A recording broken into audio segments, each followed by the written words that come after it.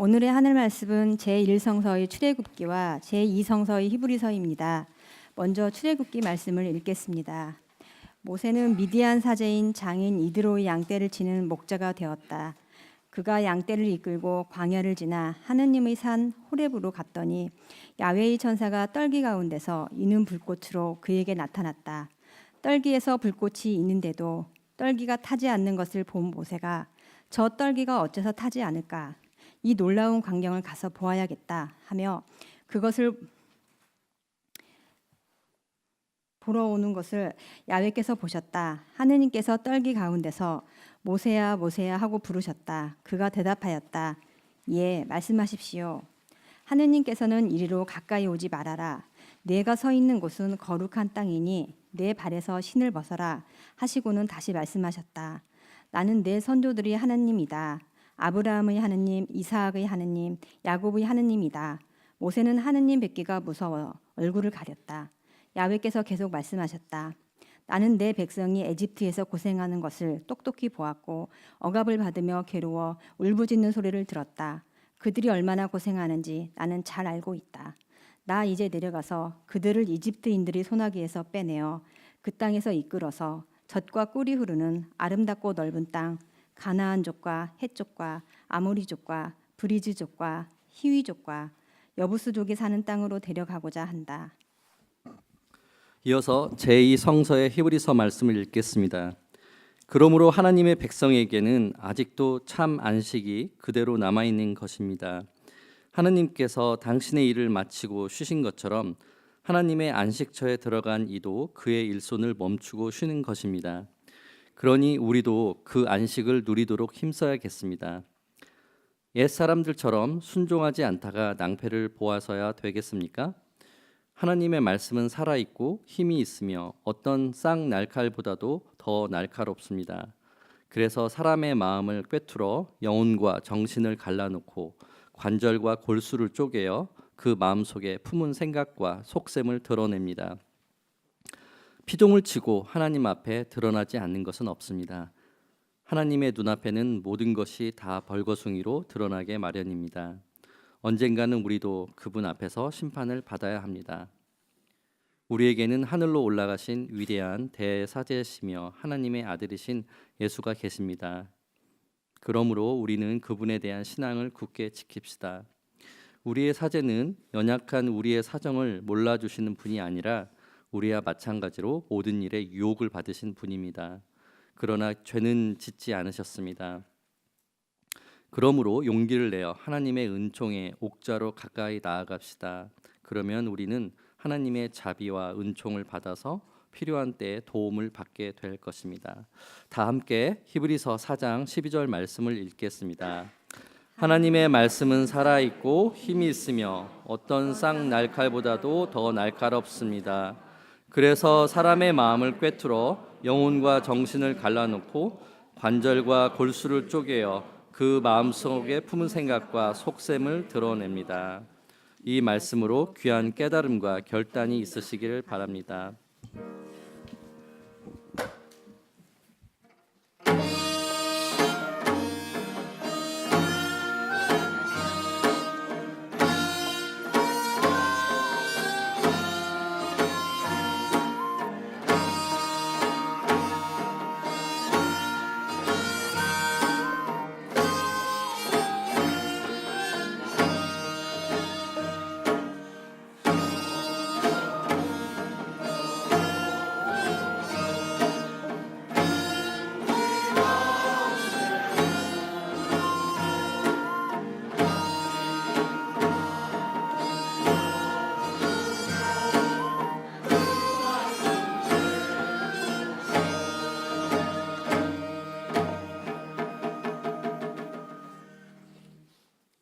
가능하신 분은 모두 일어나셔서 복음서의 말씀을 들으시기 바랍니다.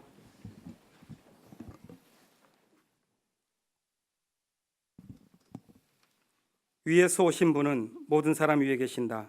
세상에서 나온 사람은 세상에 속하여 세상 일을 말하고 하늘에서 오신 분은 모든 사람 위에 계시며 친히 보고 들으신 것을 증언하신다.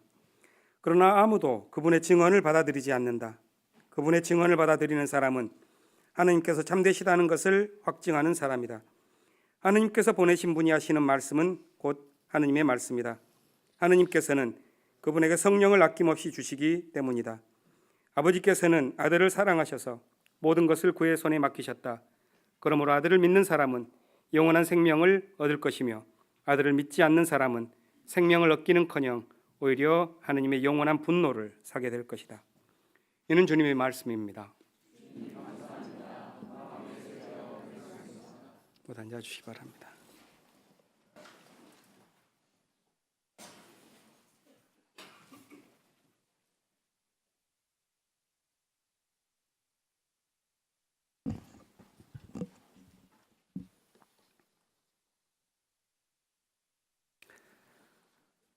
이번 주에는 우리 교회에 정신적 기둥을 놓아주신 두 분을 추도하는 시간을 저희들이 갖고 있습니다. 지난 수요일에는 홍근수 목사님 사주기 추모일을 맞아서 평화 통일에 관한 우리 교회의 사명을 다시 한번 생각해 보는 시간을 가졌습니다. 오늘 오후에는 안병무 선생님 추모 21주년을 맞아서 일본에 오신 목사님께서 강연회를 해주실 것입니다. 홍 목사님의 통일신학, 안 선생님의 민중신학, 이 둘은 공통점을 갖고 있습니다. 그건 사건의 신학이라고 이름 붙일 수 있습니다. 교리보다는 사건에 주목합니다. 사건의 신학은 종교적인 지혜를 교리 속에서 구하지 않습니다. 생동하는 역사의 사건에서 찾기 위해서 깨어 있습니다. 날카로운 하나님의 말씀, 우리를 인도하여서 사건 속에서 주님의 뜻을 분별하도록 강구합니다. 사건 속에서 하나님의 부르심을 듣고 사건에 참여함으로써 그리스도를 경험할 수 있다는 것을 믿는 신앙이 바로 사건의 신학입니다. 이분들의 가르침이 더욱 그리워지는 것은 한국 교회가 아직도 교리로 인도받고 있는 어두운 종교의 현실에서 질곡을 헤어나지 못하고 있기 때문에 그렇습니다. 지난주 금요일에는 우리 교단에서 가슴 아픈 일이 벌어졌습니다. 한신대학교 신학과에 재학 중인 34명의 학생들이 집단으로 자퇴서를 제출했습니다. 그것은 계속해서 퇴행적인 모습을 더해가고 있는 교단과 교회에 대한 젊은이들의 필사적인 저항이었고, 기장이라고 하는 진보를 표방한 교단이 정신을 잃고 또 위대한 스승을 가졌었던 한신이라고 하는 학문 공동체의 정신이 죽었기 때문에 더 이상 머물 곳이 없다는 학생들의 상징적인 선언이라고 하겠습니다. 저는 이 사건이 마치 오래전에 있었던 사건의 데자뷰처럼 느껴졌습니다. 기장이라고 하는 진보적인 교단이 생겨난 때가 우리 교회와 창립 연도를 같이 하는 1953년인데요. 그것을 촉발하는 계기가 이번 사건과 같은 학생들의 집단 행동이었습니다. 1947년에 한 사건이 벌어졌는데 그것은 겉모습은 유사하지만 실상은 그 내용이 정반대인 사건이었습니다. 평양신학교에서 근본주의 신학을 배우던 학생들이 남하에서 조선신학교에 편입을 했습니다. 당시에 조선신학교에서 민족주의 정신과 자유주의 정신을 고취하면서 신앙과 양심의 자유를 신학 속에서 확보하려는 그런 진취적인 학풍이 벌어지고 있었는데 그것을 주도한 분이 김재준 목사님이시죠. 이 평양신학교에서 근본주의 신학을 배우고 편입한 학생들이 그것을 못마땅하게 생각해서 총회에 51명이 집단으로 고발을 합니다. 저 교수를 징계해 주시오 라면서. 평소에 김재준 목사의 신학을 못마땅하게 생각했던 보수적인 그룹들은 교단 정치를 발휘하기 시작했고 결국 그를 목사직에서 제명시켰습니다. 그를 지키려고 하는 진보적인 그룹들이 결국에는 갈라져서 장로교회 분열이 형성되었습니다. 이번 주 금요일에 있었던 학생들의 집단 사태는 70년 전의 학생들의 집단 고발과는 정반대되는 사건이기 때문에 더욱 가슴이 아픕니다. 당시에는 진보적인 교단이 생겨나는 계기가 되었지만 이번에는 진보를 표방해온 교단의 위선과 실패를 보여주고 있기 때문에 그렇습니다. 그러나 그 모습도 결국 크게 본다면 종교개혁 500주년을 맞으면서도 총체적인 몰락을 경험하고 있는 한국교회의 한 단면이라고 할 수 있겠습니다. 한국교회가 여러 가지 모습으로 실패하고 있고 그 실패에는 여러 이유가 있을 것입니다. 그 가장 근본적인 문제는 정신에 있습니다. 믿음의 왜곡, 신학의 타락, 여기에서 모든 것이 비롯됩니다. 성공주의를 부추기는 힘의 복음, 그것을 신앙 안에서 갈망하고 근본주의 교리를 우리 신앙의 향도자로 생각하는 그런 정신의 무능, 그러한 것들이 교회를 가라앉게 만들고 있습니다. 한마디로 말해서 한국 교회의 실패는 사건의 신학에 주목하지 않고 교리의 신학에 기대고 있기 때문에 그렇습니다. 교리만 외친다면 어떠한 탐욕이라도 긍정해주는 그런 정신의 편법들, 기승을 부리고 있습니다. 교리에 입각한다면 어떠한 배타적 증오도 거룩한 열정으로 해석하는 불길한 윤리들, 그것들이 힘을 발휘하고 있습니다. 이런 교회에서는 더 이상 예수를 만날 수 없다. 그러한 신앙으로는 더 이상 새로운 생명사건을 일으킬 수 없다 하는 것이 오늘 한국교회가 느끼고 있는 현실입니다. 이런 교회의 문제점을 깊이 들여다본 분이 안병무 선생님이었죠. 그의 가장 커다란 관심사는 이것이었습니다. 그리스도 현존을 어디서 발견할 것이냐. 만일 그리스도께서 살아계시다면 오늘 살아계신 그리스도를 만나는 곳이 어딘가? 하나님은 어떤 사건으로 우리를 불러서 그리스도를 보고 영접하게 하는 것인가? 이것을 물었습니다. 그것에 대한 답이 사건의 신학입니다. 다시 말해서 안병무의 사건의 신학은 예수는 신이자 인간이다는 그런 반인의 신학적 교리로 아무리 우리의 정신을 색칠한다고 해서 예수를 만날 수 있는 것이 결코 아니다. 그를 만날 수 있는 것은 십자가의 사건이 벌어지고 있는 오늘의 역사의 현장이다. 이렇게 본 것입니다. 그는 이렇게 고백합니다. 나중에 신학을 정리하면서 대담을 냈었던 책에서 다음과 같이 말하죠. 서양 사람들은, 그러니까 서양 교회는 예수가 누구냐 하고 누구냐만을 물어요. 그러나 나는 그게 아니라고 생각했어요. 예수는 하나의 사건이다. 하느님도 사건이다. 난 이렇게 깨달은 것입니다. 예수를 인격으로 본 것은 틀렸다. 잘못 본 것이다. 사건으로서의 예수, 즉 예수 사건으로서 그를 새롭게 이해하니까 역사적 예수를 찾고자 했었던 나의 모든 학문의 신장로가 활짝 열리는 것을 경험했습니다. 그러니까 태초에 사건이 있었다. 이렇게 결국에는 선언하는데 사건 속에서 예수를 봐야 한다는 말이겠습니다. 역사 속의 십자가 사건, 즉 민중 사건, 거기에 그리스도가 현존하고 있음을 증언하는 것, 거기에 참여하는 것, 그것이 신학의 사명이요 신앙의 운명이라는 것을 분명히 밝힌 것입니다. 그것은 그리스도를 이 역사의 사건과 교회의 진로를 민중들의 운명과 분리시켜서 생각해 왔었던 신학적 이분법이 극복되어야 한다는 선언입니다. 그리고 바로 거기에서 하나님의 사랑이 회복될 수 있는 길이 열린다는 증언입니다. 안병무의 사건의 신학은 그리스도의 얼굴을 다른 곳에서 보지 않습니다. 고난당하는 민중들의 눈물과 부르심 속에서 듣습니다.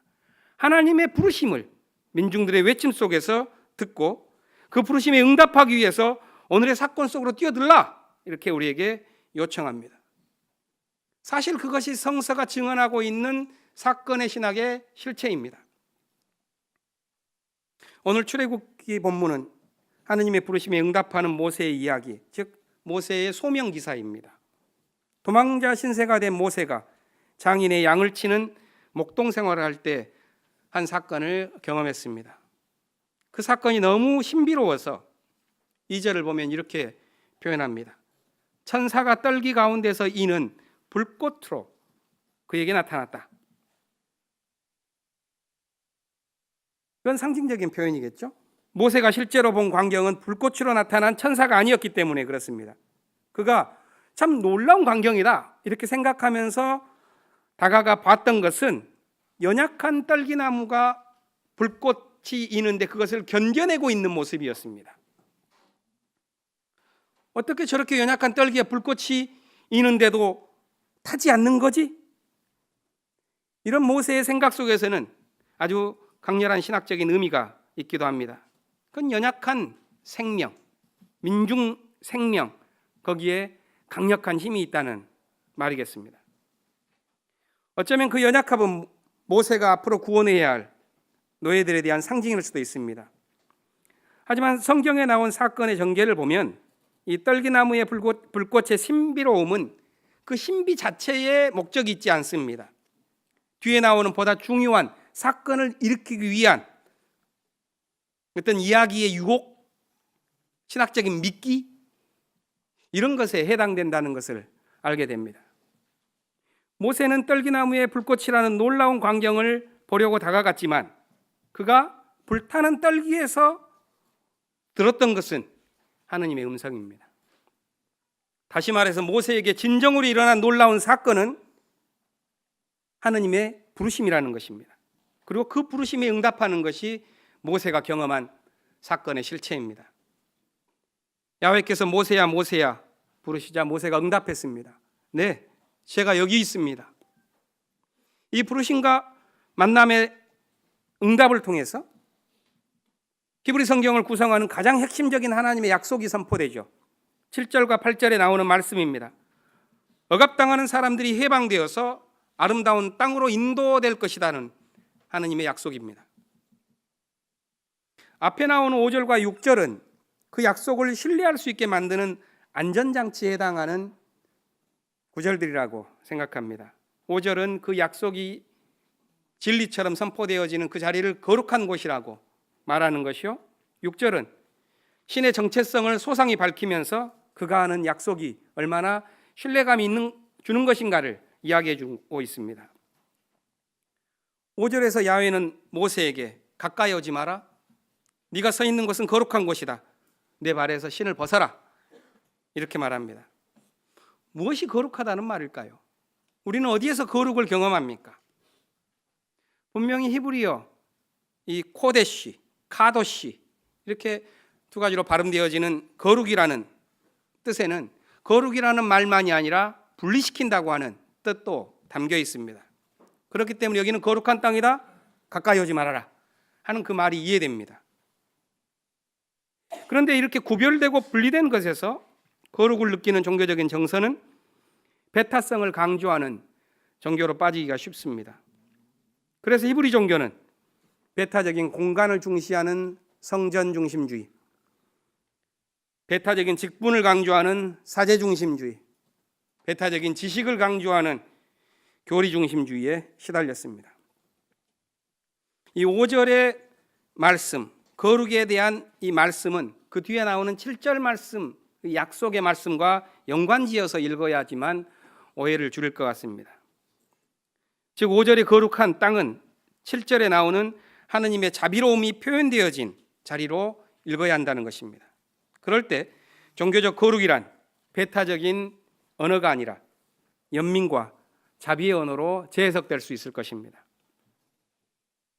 거룩을 연민과 자비의 언어로 재해석할 수 있는 그런 감각을 가진 신앙, 그것은 가장 거룩한 곳을 어디에서 보는가? 가장 자비로운 곳에서 찾게 될 것입니다. 오늘 한국 교회가 더욱 필요로 하는 신앙은 바로 이 자비의 신앙이 아닐까 생각합니다.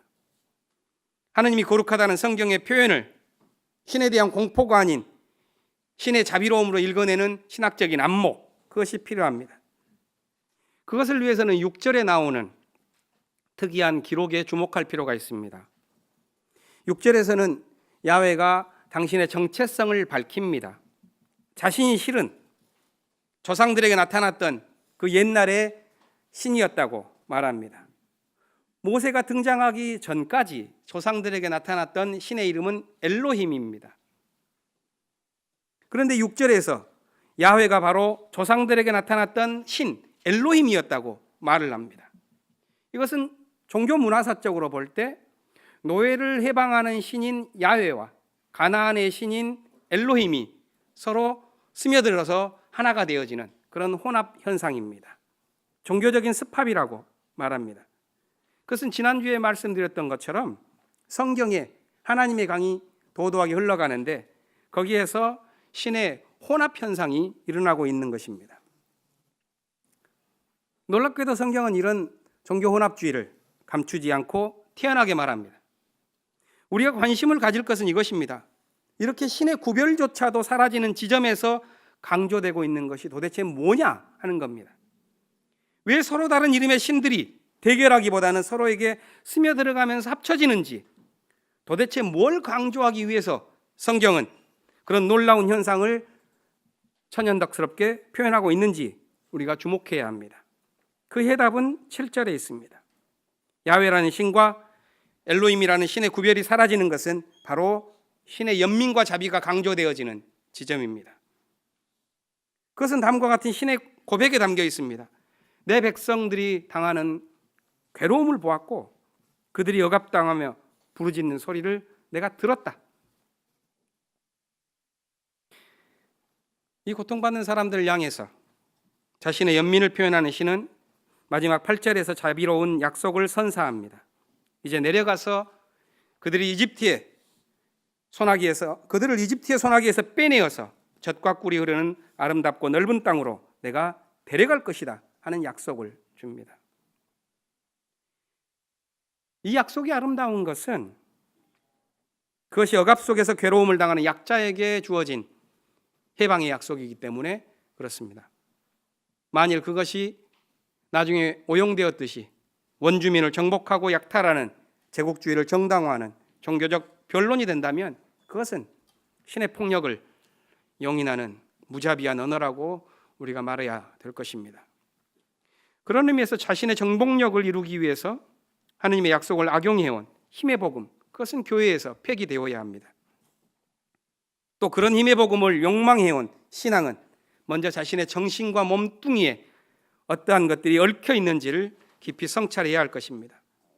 도대체 성경은 무엇을 신비로운 사건으로 보았는지, 무엇이 진정으로 거룩한 것이라고 말했는지 분별하는 신앙, 그것이 오늘 한국 교회에 필요합니다.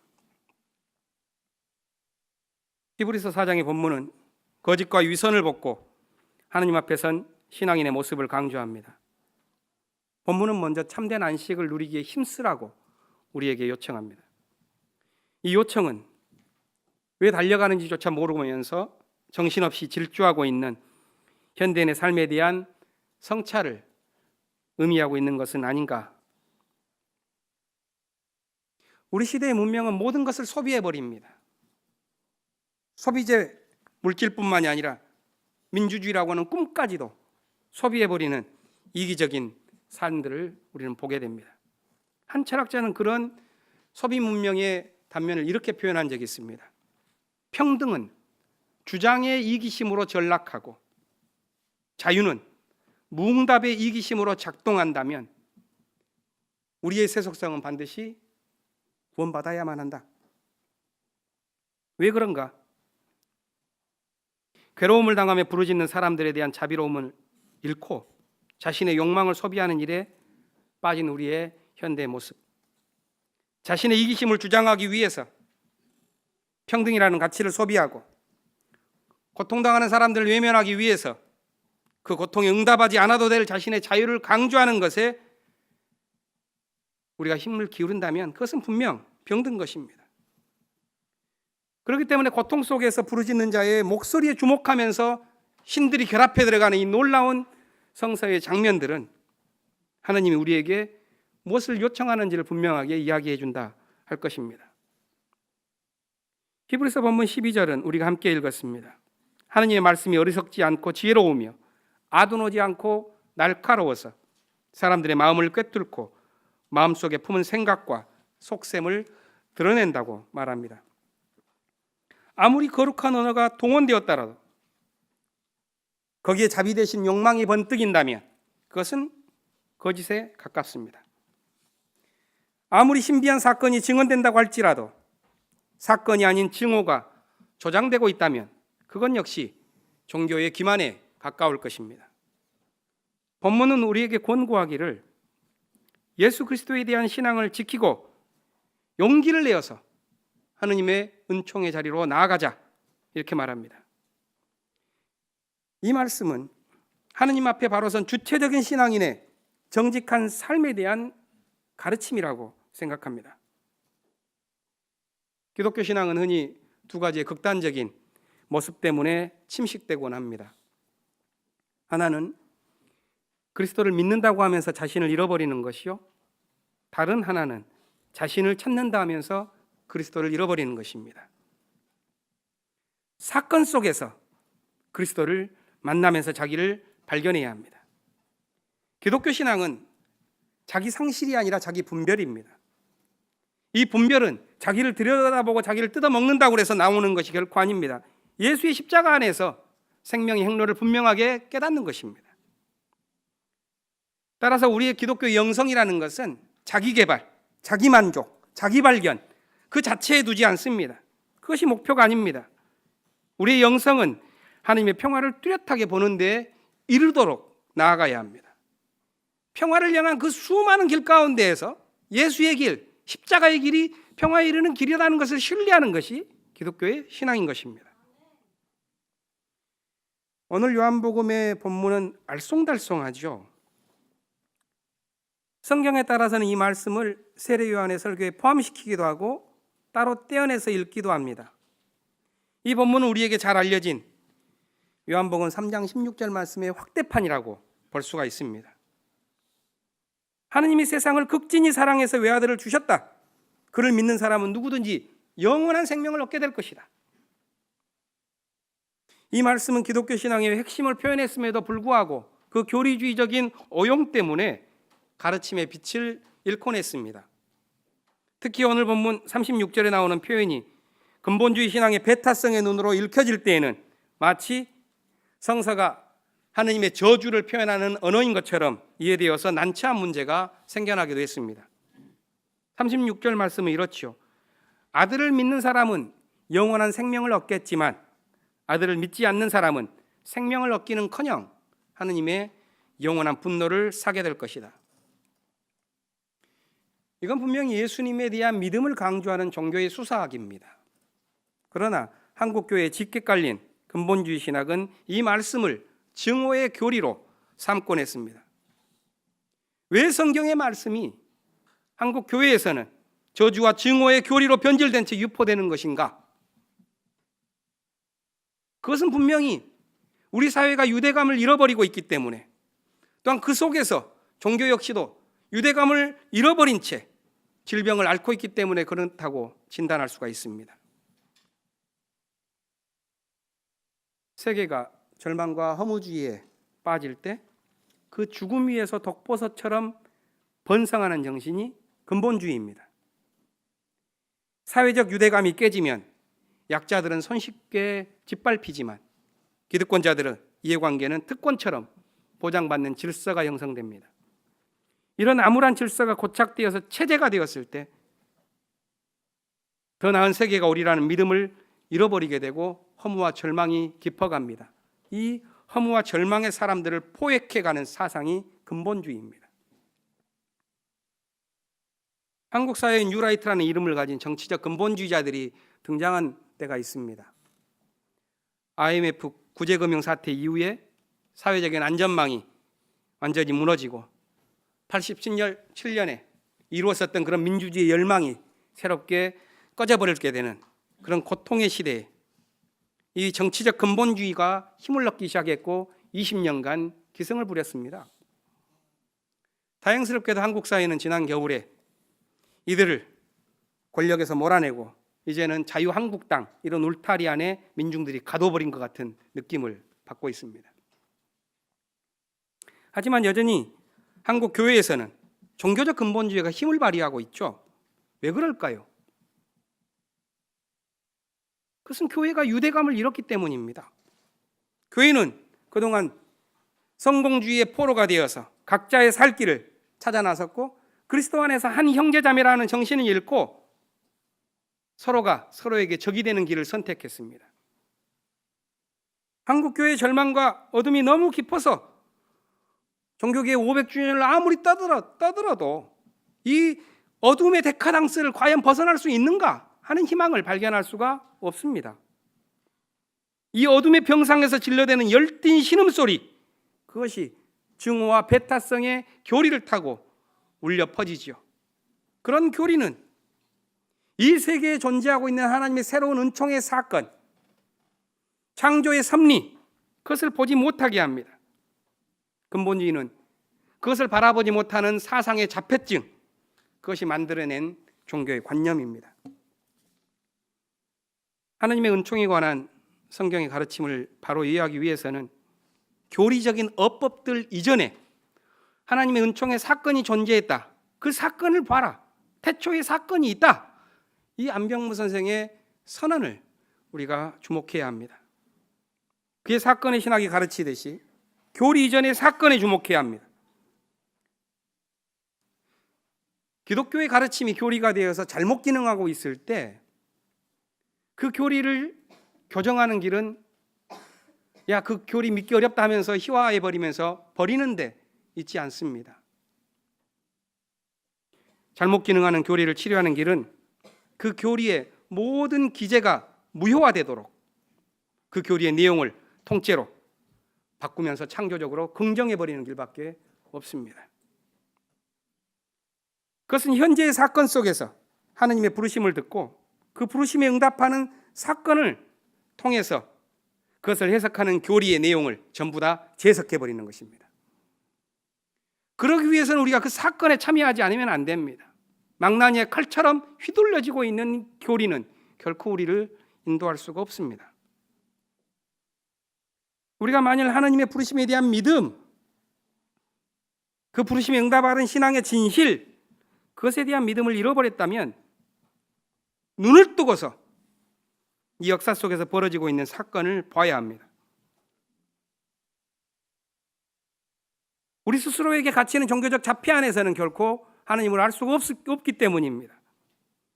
우리 사회는 여전히 빼앗기고 밀려나고 진압되고 배제되는 이 세상의 약육강식의 질서 속에서도 어떤 믿음을 안고 살아가는 사람들이 여전히 존재합니다. 그들은 시대의 믿음을 새롭게 지어내기 위해서 외롭게 막루에 오르고 힘들게 보루를 쌓고 마침내 평화의 진지를 구축하기 위해서 자신을 헌신합니다. 바로 그들이 하나님의 자녀라고 성경은 말하며 바로 그들을 통해서 우리 시대 속으로 그리스도가 부활한다고 성경은 증언합니다. 교회가 살아갈 길은 오늘의 그리스도가 현존하는 사건이 어디에 있는가? 그 사건 속에서 우리가 하나님의 부르심을 들을 수가 있는가? 그 부르심에 내가 응답할 수 있는가? 이 사건에 참여하는 것에 달려 있습니다. 하나님께서는 역사의 알곡을 거두기 위해서 우리를 부르고 계십니다. 우리에게 필요한 것은 신앙의 모험이요, 이 모험을 통해서 하나님의 부르심에 응답하는 우리 모두가 될 수 있기를 기원합니다. 침묵으로 기도하겠습니다.